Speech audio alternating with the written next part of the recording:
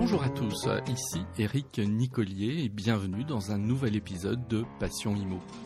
Passion Immo, c'est le podcast pour partager ensemble des informations pour vous aider à mieux pratiquer votre métier, donner la parole à des femmes et des hommes qui travaillent dans l'immobilier et vous communiquer les dernières tendances de la presse. Mon objectif, c'est de partager avec vous des réussites, des expériences, des infos et des idées pour que vous deveniez encore meilleur dans votre pratique professionnelle.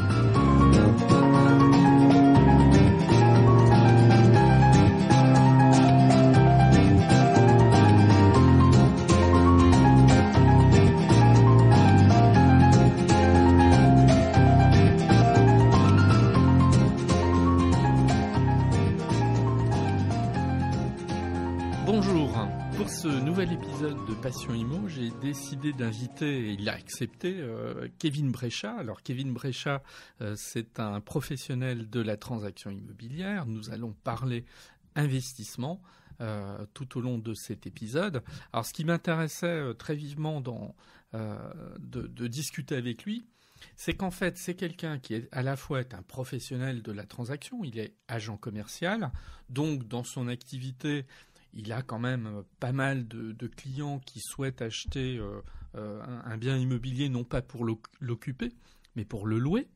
Et puis lui-même, il est investisseur. Et on dit souvent que les conseilleurs ne sont pas toujours les payeurs. Et c'est ça que j'aime bien chez lui, c'est qu'en fait, ses conseils, il les bâtit aussi par son vécu, par son expérience personnelle. Il va en parler en toute franchise, en nous expliquant que son tout premier investissement immobilier n'a pas été celui qu'il escomptait. Et moi, j'aime bien ces personnes qui parlent en toute franchise, qui reconnaissent à la fois leurs erreurs quand il y en a eu, et puis qui ont aussi la franchise de mettre en avant leur réussite. Et c'est tout ce qui va être intéressant justement dans cet échange. Alors on voit bien que depuis quelques années, on a un nombre croissant de personnes qui s'orientent vers l'investissement immobilier. Des personnes souvent désorientées par un paysage des placements de l'épargne qui a quand même beaucoup changé. La chute d'une épargne classique de type livret A qui déconcerte, il faut bien l'avouer. Mais en même temps, est-ce qu'on a envie tous de se tourner vers de l'investissement financier ? Non, parce que c'est très risqué. Alors non pas que l'investissement immobilier n'est pas risqué, mais disons qu'il semble, cet investissement immobilier, présenter un équilibre intéressant entre un rendement plus intéressant qu'un certain nombre de produits d'épargne classiques, mais sans présenter les risques qui peuvent être excessivement importants dans le cas d'une épargne financière. C'est tout cela que nous allons écouter. Bienvenue donc à Kevin Breccia. Bonjour Kevin. Bonjour Eric. Bien, alors Kevin, je suis très content de t'accueillir pour cet épisode. On va parler investissement. Alors, super, c'est parfait. Ouais. Alors je crois que je vais déjà te demander de te présenter, parce que peut-être, sans doute que beaucoup de personnes ne te connaissent pas. Voilà. Alors qui tu es ? Alors moi je m'appelle donc Kevin, j'ai 31 ans, je suis négociateur immobilier depuis 6 ans et je suis également investisseur à titre personnel. Voilà, marié, 2 enfants bientôt. Oui, j'ai cru comprendre. Voilà. Qu'effectivement, il y a une heureuse nouvelle en route, donc on te souhaite plein de choses à ce propos. Merci. Voilà. Alors effectivement, donc tu es jeune, mais pour autant, tu as une expérience déjà quand même en termes d'investissement et dans le métier de l'immobilier qui est déjà bien solide. Bon. Ouais. Alors, moi, il y a un chiffre qui m'a interpellé, en fait, l'année dernière. C'est que, on sait tous qu'on a des volumes de transactions absolument records depuis quelques années, mais qu'il y a un phénomène qui est assez intéressant, qui est peut-être passé un petit peu inaperçu, c'est qu'aujourd'hui, dans ce volume de transactions records, on a un tiers de ces transactions. Alors, c'est une moyenne nationale, attention. Un tiers de ces transactions, c'est quand même le fait d'investisseurs. Voilà. Ouais. Alors, toi, qu'est-ce que tu en penses ? Est-ce que tu tu vois cette traduction au quotidien de la part de tes candidats à l'acquisition? Est-ce que beaucoup cherchent de l'investissement? De plus en plus, c'était quelque chose qui était quand même assez rare. Euh, en 2015, 2016, 2017, c'était quand même assez rare. Des personnes venaient investir, mais plutôt en milieu d'année, sur la forte période. Et là, depuis quand même quelques années, on a de l'investissement sur les 12 mois. C'est-à-dire que vraiment, les gens viennent nous voir pour investir de plus en plus jeunes. C'est ce qu'on remarque aussi. D'accord. Donc, toi, ton expérience corrobore en définitive ces chiffres nationaux. Complètement. Ouais. Complètement. Bien. Alors, là, ton point de vue m'intéresse. Moi, je mets ça assez sur le compte d'un, alors le mot un peu fort, d'un désarroi aujourd'hui de celui qui veut placer de l'argent en définitive, parce que on a des taux sur les produits classiques qui quand même se sont bien amoindris par rapport à ce qu'ils étaient traditionnellement. Je prends qu'un exemple, l'assurance vie. Bon, l'assurance vie qui a toujours été le placement préféré des Français, comme on dit, dont on voit depuis 20 ans que la courbe du rendement de l'assurance vie sur les fonds en euros, elle dégringole au point qu'en 2018, elle est venue en dessous de l'inflation, ce qui est quand même pas terrible. Alors, est-ce que selon toi, c'est ça, c'est-à-dire l'immobilier qui devient un investissement phare, un petit peu par désarroi de la difficulté à trouver un investissement qu'on pouvait en avoir il y a encore 10 ou 15 ans, ou est-ce que c'est autre chose? Alors effectivement, nous on le voit. En fait, voilà, on sait qu'immobilier c'est une valeur refuge et on voit que les gens effectivement sont très déçus des placements qu'ils peuvent obtenir euh, sur les moyens qu'ils ont. Donc quand ils viennent nous voir, généralement ils nous disent voilà, on voudrait faire un placement sur la pierre pour plus tard parce que les livrets, les assurances ou quelques types d'investissements ne leur conviennent pas. Et il y a aussi une volonté de baisser aussi sa fiscalité, voire de ne pas de ne pas payer d'impôts. Ouais, bien. Donc ça, Alors, on y reviendra plus tard, je crois. ah oui, tout à fait. Oui, parce que ça, c'est un sujet qui m'intéresse. Bon, pour tout un tas de raisons, on va y revenir. Bien. Alors, déjà, on va se recentrer sur toi. Toi, à titre personnel, hein, là pour le coup, toi, ton premier investissement en immobilier, comment ça s'est fait en définitive? Alors, mon premier appartement, je l'ai acheté en fait avec ma compagne en 2012. On était tout jeunes et en fait, on n'habitait pas à Dijon et on voulait revenir et on voulait louer. Et en fait, on s'est aperçu que le prix des loyers était peut-être plus élevé que si on allait acheter un appartement, le rénover et du coup l'habiter. Donc, on a acheté notre résidence principale, qui était à l'époque un appartement à rénover. On a fait les travaux et finalement, on s'est retrouvé avec un beau T3 sur Dijon pour un crédit qui était moindre qu'un loyer. Donc, c'était notre premier investissement, voilà, en 2012. Donc celui-là, ça a été pour l'habiter, en revanche. Pour l'habiter, oui. Et Ouais. ces deux-là, en fait, je connaissais pas encore beaucoup l'immobilier, j'étais plutôt dans la restauration, mais c'est ce process d'acquisition qui m'a plu. Et je me suis dit, mais moi, si je peux faire ça pour moi, j'aimerais bien aussi le faire pour les autres. Et c'est comme ça que m'est venue l'idée de faire de l'immobilier. Ah oui, donc au début, le processus de faire de l'immobilier, c'est vraiment venu sur une expérience personnelle, en définitive. Exactement, ouais. Ouais. Et alors, le premier appartement que tu as acheté, vraiment dans une logique d'investisseur, en te disant je l'achète pour le louer, c'est venu après? C'est venu 6-7 mois après. Ah oui, C'est venu en février 2013. assez vite. Assez vite, en fait. J'ai vu une opportunité sur Internet. J'étais pas encore dans l'immobilier non plus, Ouais, mais je me suis dit ça me paraît sympa. d'accord. Et je me suis un peu renseigné. C'était un studio sur Fontaine-les-Dijon. Et ça a été une belle expérience. C'était pas une bonne acquisition, mais c'est pas grave parce que justement ça m'a servi pour les fois d'après. Alors explique-nous. Alors moi, ce qui m'intéresse là, c'est quand tu dis que c'est quelque chose que tu as vécu comme une opportunité. Alors en quoi c'était une opportunité? Et puis après, pourquoi tu dis c'était pas une bonne acquisition? Alors en fait, le prix était vraiment très attractif. C'était un studio aux alentours des 55 000 euros, donc quelque chose qu'on trouverait quasiment plus aujourd'hui. Ouais. Donc c'était vraiment un prix très sympa. C'était loué, mais c'était pas. Enfin pour moi, je ne connaissais pas, donc j'ai acheté. La locataire est restée. Après elle est partie. Il y a eu beaucoup de turnover. Et en fait, je me suis aperçu que le secteur était vraiment pas porteur à l'investissement. Donc, c'est là en fait où j'ai mal été conseillé. Je n'étais pas encore dans l'immobilier. Donc, en fait, je prends ça comme une expérience parce que finalement, j'ai voulu me dire c'est pas cher, c'est bien. Et en fait, ok, c'était pas très cher, mais par contre, eh ben, j'y ai laissé de l'argent puisque l'appartement ne se louait pas forcément comme je le souhaitais. Et bon, je l'ai revendu quelques années après. Hmm. Alors, quand tu parles de défaut, évidemment, on va citer personne, c'est pas le problème. Tu étais passé par un professionnel ou non, tu avais acheté auprès d'un particulier. Comment ça s'était fait? Je suis passé auprès d'un professionnel, euh, mais qui finalement était vraiment là pour vendre son produit et ne pas s'intéresser au profil de l'acquéreur. C'est-à-dire que voilà, il avait lui, tout ce qui l'intéressait, c'était vraiment de vendre son produit le plus vite possible. Et en voyant un couple de jeunes comme nous arriver, oui, il a dû se dire c'est parfait, je vais leur vendre, c'est vraiment la bonne opportunité. Mais on n'a pas été conseillé. Et c'est D'accord. là aussi où ça m'a permis, je me suis dit, mais il y a quelque chose qui me chagrine dans ce métier. Et moi, comme ça enfin, à l'époque, ça m'intéressait de plus en plus. Je me suis dit, voilà, si je peux en faire mon métier et faire autre chose et accompagner mieux les clients, pourquoi pas? Oui, en fait, tu t'es dit, ce que j'ai vu là, c'est pas ce que je ferais si je deviens ce professionnel de l'immobilier. Exactement. Ouais, Non, non, je me suis ouais, d'ailleurs toujours dit ça. ouais.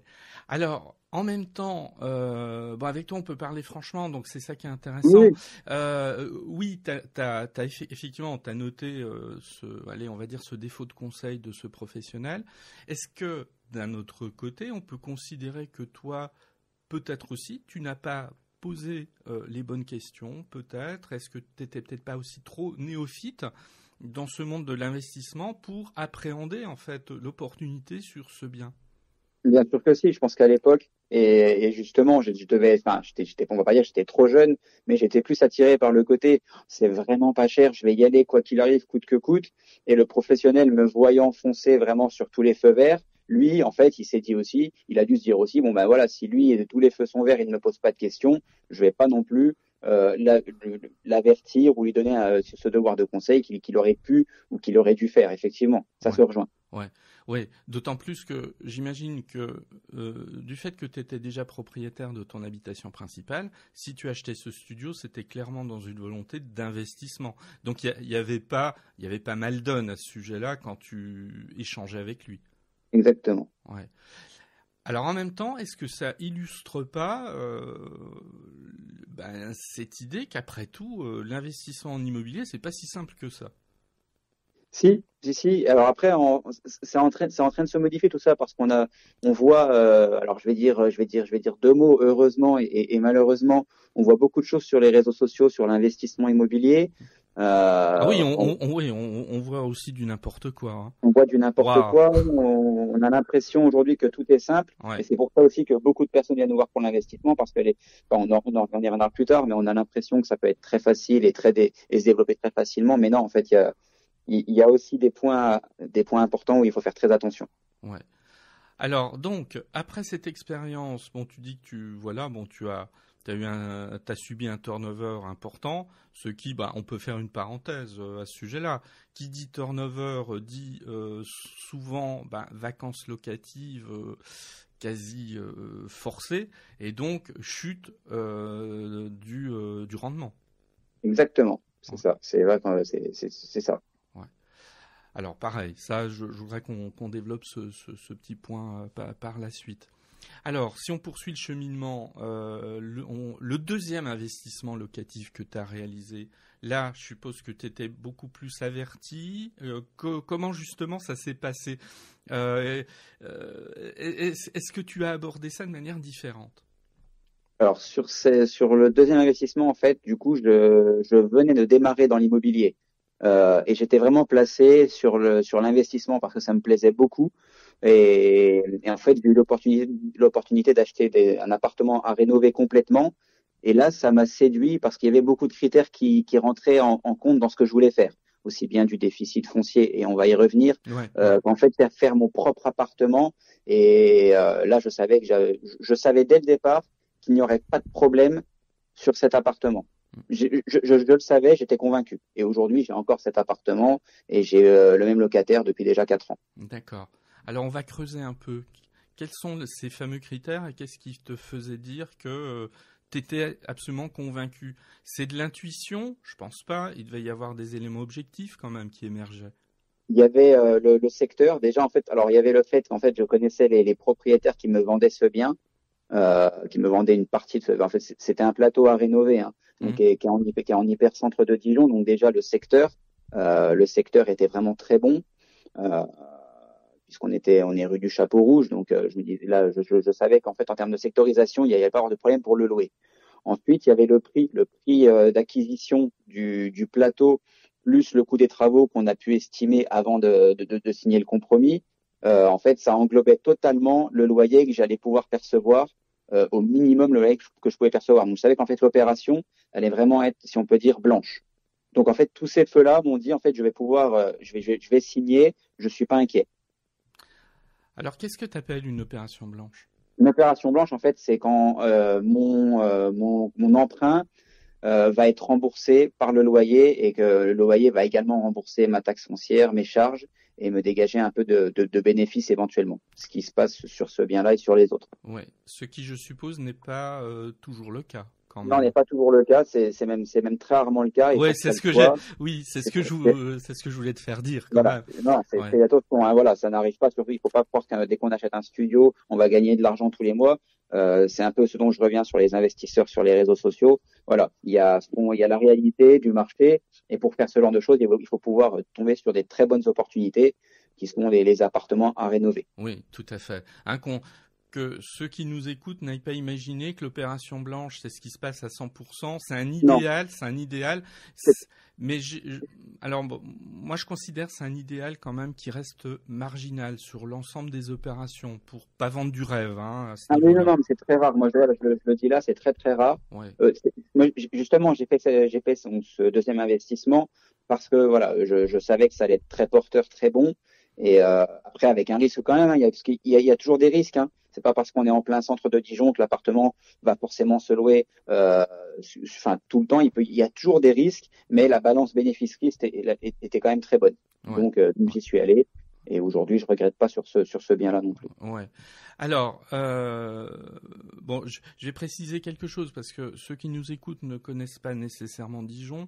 Ton premier investissement, c'était sur Fontaine-les-Dijon, qui est une Ouais. commune, bon, qui jouxte Dijon, c'est la proche banlieue entre guillemets dijonnaise. Quand tu parles de la rue du Chapeau Rouge, alors là, on est vraiment dans l'hypercentre dijonnais, dans le secteur sauvegardé et piétonnier de Dijon. Donc effectivement, plutôt attractif, proche de tout, etc. Voilà pour bon. Euh, Qu'est-ce que tu penses d'un investissement immobilier réalisé par qui que ce soit dans une ville que l'on ne connaît pas? Alors, je suis d'ailleurs en pleine réflexion sur ce sujet à titre personnel. D'accord. Donc c'est très bien qu'on en parle. Ouais. Je pense qu'en fait, enfin, il y a il y a des pour et des contre, mais ça dépend aussi du profil de l'investisseur. C'est-à-dire qu'investir, par exemple, demain, si je vais aller investir sur une ville que je connais pas, au minimum, il faudrait que la ville, je l'ai quand même visiter un petit peu. Il faudrait quand même que j'ai des contacts sur place, parce que c'est quand même très compliqué. C'est très compliqué si on connaît pas le marché, si on connaît pas tous les facteurs importants, l'emplacement, on le répète, hein, mais c'est les trois critères les plus importants. Si on connaît pas tout ça, si on connaît pas le marché, si on connaît pas comment se développe la ville, je pense que c'est un risque. Après, si on a du monde sur place, ne serait-ce que de la famille, des amis qui peuvent un peu nous aider, je pense que c'est important. Alors sous-entendu, moi quand je t'entends, ça veut dire en fait on ne va pas investir dans une ville où à minima on n'a ni connaissance ni moyen d'avoir de l'information, etc. Parce que on peut, mais après, il va falloir faire gérer le bien par une agence. Donc, ça peut, et c'est très bien, mais ça peut aussi engendrer une rentabilité un peu moins élevée. Oui, Euh, voilà, en fait, il faut prendre beaucoup de paramètres en compte. Et après, par contre, on peut aussi faire ce que je compte faire en ce moment, c'est-à-dire investir dans une ville proche, très proche, voire une commune très proche de là où on habite. S'il y a une heure de trajet à faire pour aller voir le locataire, c'est pas très, très grave. Après, si on a trois ou quatre, c'est les questions qu'il faut se poser. Oui, oui, oui, parce que toi, tu gères encore la totalité de tes, Je gère tout. Oui, tu gères tout. Ouais. Alors, ben justement, on va aborder ce petit point parce que à force qu'on se dise on en parlera plus tard, il y a plein de choses dont on va parler plus tard, Il ça n'y va a être pas de compliqué. souci. Alors là c'est pareil. Bon, pour résumer, il y a deux possibilités qui s'offrent. Soit j'achète un bien, je le gère par moi-même, voilà. Ouais. Soit je le confie effectivement à une agence. Euh, Moi, là-dessus, je mets souvent en garde en disant attention, ne minimisez pas le temps nécessaire pour s'occuper d'un bien. Je trouve que là encore, il y a parfois une idée fausse de facilité. Ça prend du temps, hein, pour être une question un peu Oui, directe. Ouais. ça prend beaucoup de temps, ça prend beaucoup de temps. D'ailleurs, tu vois, cet après-midi, je vais y passer une bonne partie sur un de mes appartements pour le remettre en location. Donc voilà, il faut pas croire qu'en fait, ça peut, enfin, voilà, ça prend du temps parce que les locataires ont besoin d'être rassurés, les locataires ont besoin qu'on soit présent. Un propriétaire qui est présent avec ce locataire, le locataire va être rassuré. Donc il faut être présent. Ça prend du temps aussi à relouer, à mettre en pub, à faire des belles photos. Enfin, après, moi, c'est aussi mon métier, donc j'ai peut-être Oui. cette facilité, si je puis dire. Mm. Mais quand on n'est pas du milieu, il faut quand même peser les pour et les contre. Il faut dans ces cas-là trouver la bonne agence qui va vraiment écouter. Le petit conseil que je pourrais donner, c'est par exemple une agence qui aujourd'hui aurait 400 ou 500 biens en portefeuille, peut-être éviter d'y aller. C'est mon conseil à titre personnel, encore une fois, Non, je parce que comprends. Ouais. elle aura pas forcément le temps d'aller sur un studio, donc elle va prendre le bien, elle va le prendre, il n'y a pas de souci, mais est-ce qu'il sera bien géré derrière? On peut se poser la question. Alors qu'une petite agence locale, voire de quartier même, hein, pourra peut-être aussi bien gérer le bien parce qu'elle sera sur le secteur et elle aura peut-être moins de biens en portefeuille, donc elle prendra peut-être plus attention à votre bien. Ouais.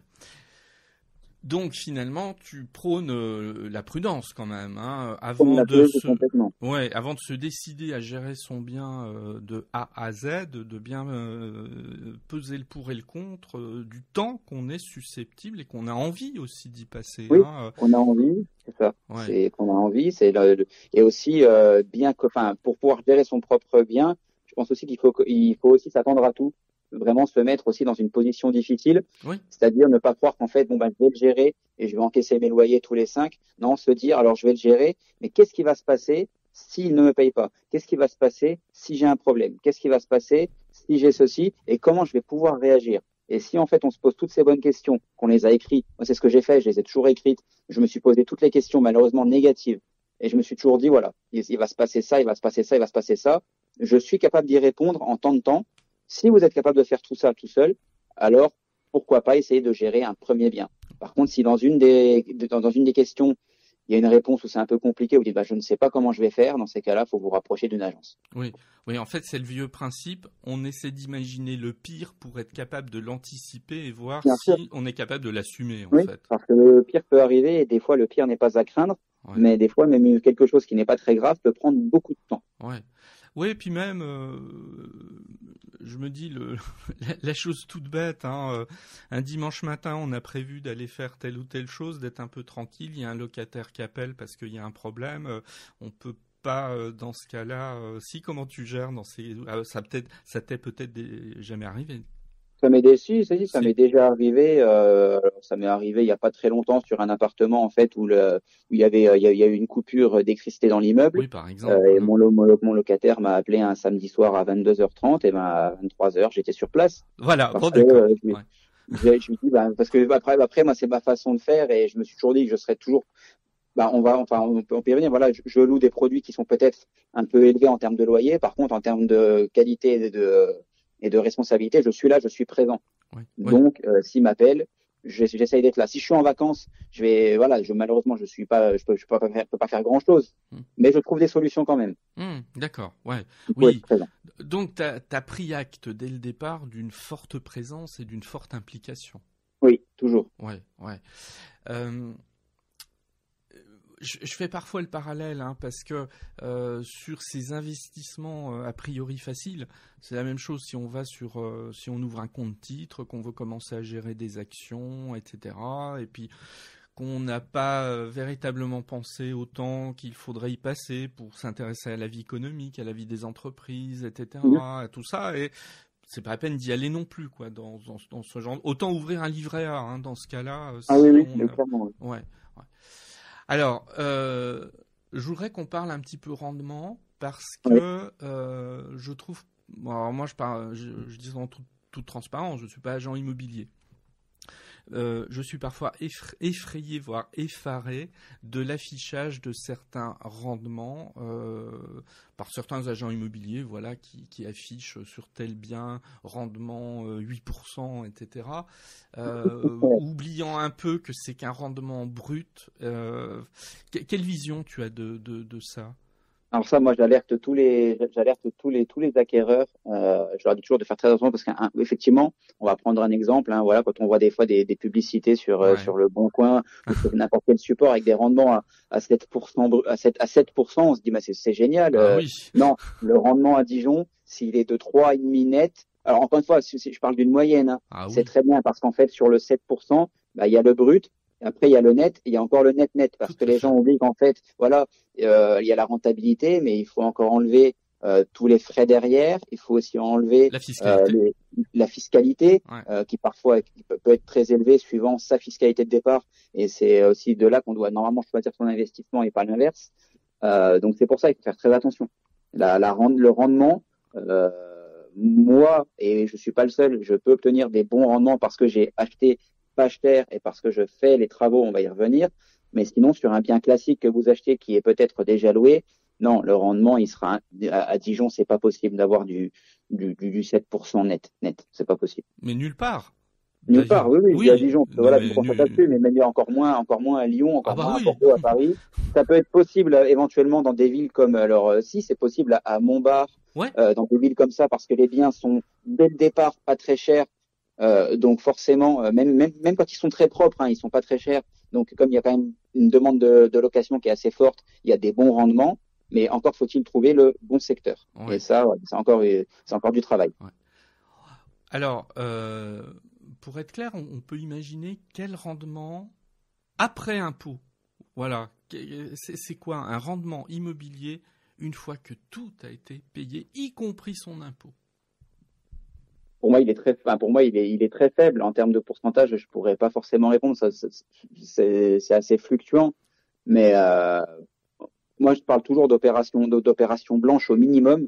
C'est-à-dire que même, en fait, il faut dans l'idéal, il faudrait que effectivement le loyer puisse rembourser tout.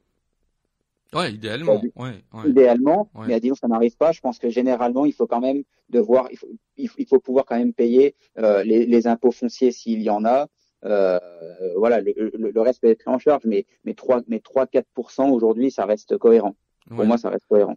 Ouais, mais sans avoir payé encore son impôt. Hein, sans avoir payé son impôt. Donc voilà, après en payant son impôt, ça va dépendre du critère des gens. Ça va dépendre de la fiscalité de chacun. Mais on va être en dessous de 4, ça c'est sûr. Ah oui, on va être en dessous de 4. On sera même à 2. Ouais. 2%, je pense que ça reste impôt prix, je pense que 2%, ça reste ça reste un chiffre cohérent, donc loin des 8% qu'on voit affichés sur les réseaux. Tout à sur fait. Les passerelles internet. Oui, mais je pense que c'est un bon point de comparaison pour le coup, parce que ça remet aussi un petit peu les choses en perspective par rapport à d'autres placements. À la limite, comparé à un livret A à 0,5, comparé à un PEL à 1%, comparé à une assurance vie où on est en moyenne aujourd'hui à 1,8 environ, à 8%. Ça veut dire tout simplement, le placement immobilier, c'est pas non plus une espèce de poule aux œufs d'or déconnectée de la réalité. Non, pas du tout. Voilà. Ça reste un bon placement, un très bon placement, une valeur refuge parce que ça ne bouge pas, parce que ça reste de la pierre et que c'est quand même très important. Mais attention, c'est comme tout type de placement, il y a des risques aussi, il y a des avantages. Il faut tout prendre. Ouais. Sans compter l'avantage qui consiste à faire payer une partie de son capital par un tiers, en l'occurrence le locataire. Exactement. Voilà, qui est évidemment un avantage ici non négligeable, mais qui peut avoir son revers de la médaille, très clairement en termes de risque. Bon, alors si on aborde justement un petit peu la question de la fiscalité, je vais te citer une anecdote comme ça, mais que j'ai trouvé très symptomatique. J'ai croisé quelqu'un il y a 15 jours, voilà, et ça faisait un moment qu'on s'était pas vu. Il me dit, ah, Eric, tiens, ça tombe bien, je te vois, j'ai une question à te poser. Ah, bah, vas-y, pose-moi ta question. Alors, il me dit, là, je vais avoir un héritage, une somme assez conséquente, de 200 000 euros. Est-ce que tu me conseilles le Pinel? Voilà. Et la question était abrupte. Et moi, je lui dis, attends. À une question comme ça, si tu as le temps, on va se boire un verre, on en discute pendant 1 heure, je t'explique et tout, tu m'expliques ce qu'est en gros ton patrimoine, ta fiscalité, tes objectifs à moyen terme et tout, et là je pourrais te répondre.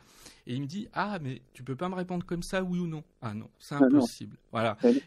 Alors, qu'est-ce que tu penses justement de ça? Moi j'ai l'impression quand même que ceux qui investissent, mais ceux qui sont des néophytes en fait, voilà, ce qui est pas péjoratif hein, dans ma bouche, ils entendent, ils voient des pubs, etc. Ils ont l'impression que la réponse elle est binaire, c'est blanc ou noir, c'est oui ou non. C'est un peu plus compliqué quand même. C'est bien plus compliqué que ça. Moi, quand un client vient me voir pour investir, et même moi quand je le fais à titre personnel, la question que je me pose effectivement déjà c'est quel est l'objectif de l'investissement. On peut pas se dire je vais acheter un programme Pinel demain parce que j'ai envie d'investir. Non, parce que si demain si vous ne payez pas déjà d'impôts par exemple, le Pinel ne vous servira à rien. Vous voyez, enfin voilà, il y a beaucoup de paramètres à prendre en compte avant d'investir. Le pourquoi, est-ce que c'est du court terme, du moyen terme, du long terme, dans quel but aussi dans le long terme, est-ce qu'il y a une transmission, quel degré d'investissement vous voulez mettre dans cet investissement aussi. Enfin voilà, il y a beaucoup de questions. Ça prend du temps de vouloir investir. Voilà, c'est ça en fait. Ouais. Vous avez raison de lui répondre ça. Il faut bien étudier la question. Oui. Et puis la réponse que l'on fera à quelqu'un dans une même configuration, presque sur la même somme qui voudrait être investie, la réponse que l'on ferait à une personne A ne sera pas la même à une personne B, en fait. Ah non, hein, non, non, non, ça.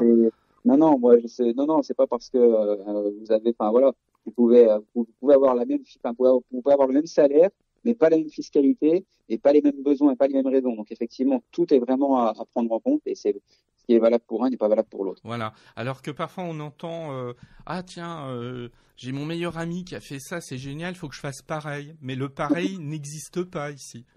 Le pareil n'existe pas et surtout encore une fois, on ne sait pas ce que le meilleur ami a fait, enfin a mis en place en termes d'investissement et pourquoi il l'a fait et est-ce qu'aussi il l'a bien fait ou pas. Donc voilà, il faut vraiment étudier et se rapprocher pour moi d'un professionnel pour faire son premier investissement.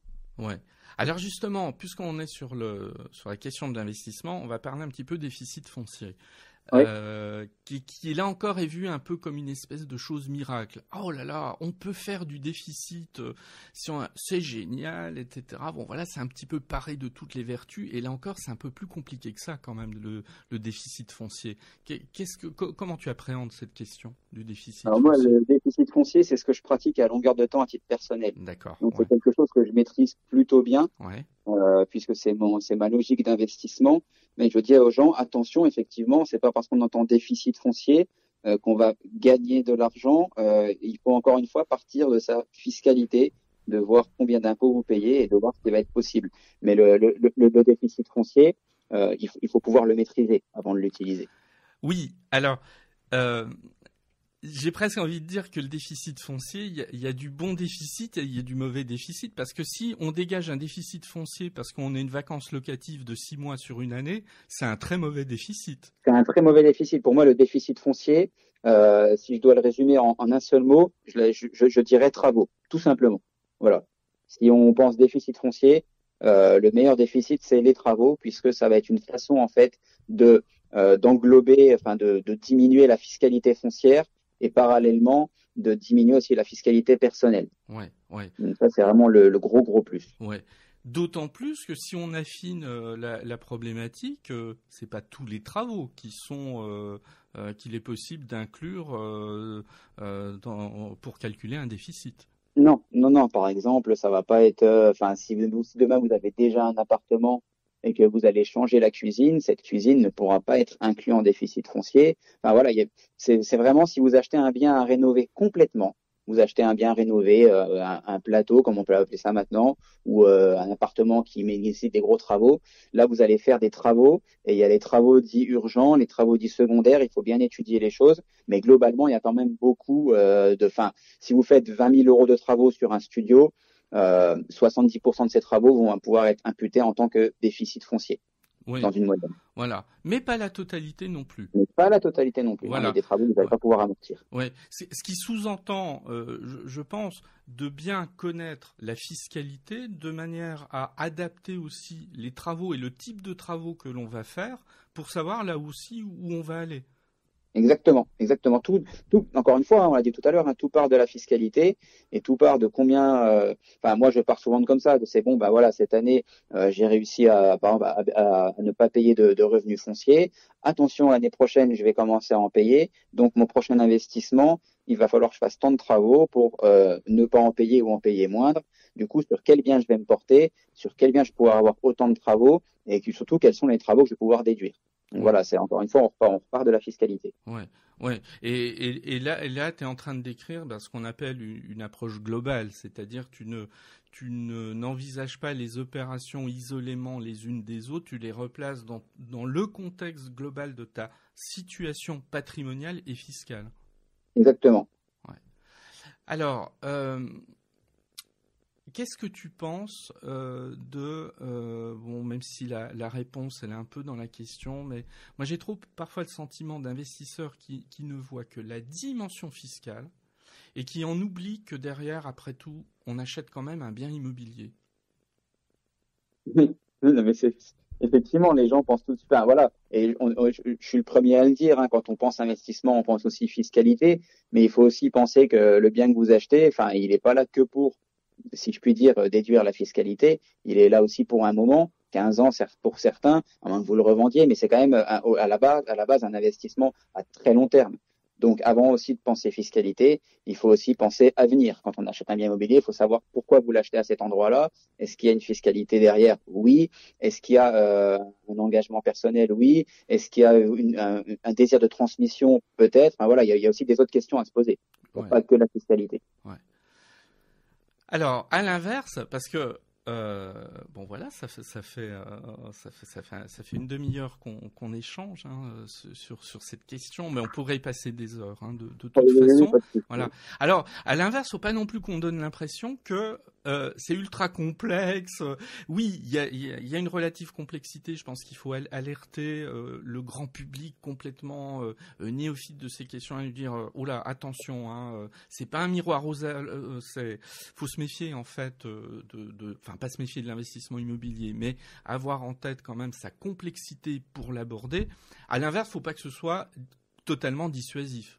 Non, si je pouvais résumer tout ça, Oui, je dirais, voilà, l'investissement immobilier, alors à titre personnel, c'est quelque chose c'est quelque chose que je fais tout le temps. Voilà, j'adore faire ça. Quand je visite un bien, je peux m'y projeter super facilement. Donc, ce que je dirais, c'est l'investissement, c'est vraiment, pour moi, c'est vraiment top. L'investissement immobilier, le premier achat d'un appartement, c'est vraiment génial. Se dire qu'on a un patrimoine, parfois même rester locataire et acheter son premier investissement, ça peut être encore mieux, ça oui, peut être possible. ouais, Mais je dirais, voilà, il y a pas de danger. Mais attention, à l'inverse, c'est pas parce que sur les réseaux, on voit des personnes qui sont propriétaires de 25, 30 appartements, soi-disant en ayant dépensé, par exemple, enfin, que 1000 euros. Ce n'est pas vrai. L'investissement, c'est top. Ça peut faire baisser les revenus, ça peut faire gagner de l'argent si on s'y prend bien. Mais il y a aussi, en contrepartie, forcément des risques à prendre et du temps à prendre. Donc oui, l'investissement, c'est quelque chose de top, mais il faut faire attention. Voilà, il faut juste le faire au bon endroit, au bon moment. Donc soit si vous êtes néophyte, comme on le dit, bah, faites appel à un bon agent immobilier. Si vous en connaissez un, c'est bien. Sinon, vous allez dans le quartier où vous souhaitez investir. Il y a forcément une agence qui pourra vous expliquer quel est le loyer que vous pouvez gagner. Voilà. Il faut vraiment se renseigner au bon endroit. Il faut avoir les bons interlocuteurs et l'investissement devrait être bon. c'est ça. Bien. Eh ben Kevin, je te remercie mais infiniment parce que tu as un langage de vérité, on sent la passion derrière tes propos, on sent aussi la mesure de quelqu'un de réfléchi, etc. Enfin tout ce que j'apprécie dans ce métier. Donc vraiment, Je ne peux que te remercier pour tous ces conseils que tu as. C'est moi qui te remercie pour l'intervention aussi. Voilà. C'est vrai que c'est important d'en parler. Bien. Eh bien, Kevin, à très bientôt. Eric, à très bientôt.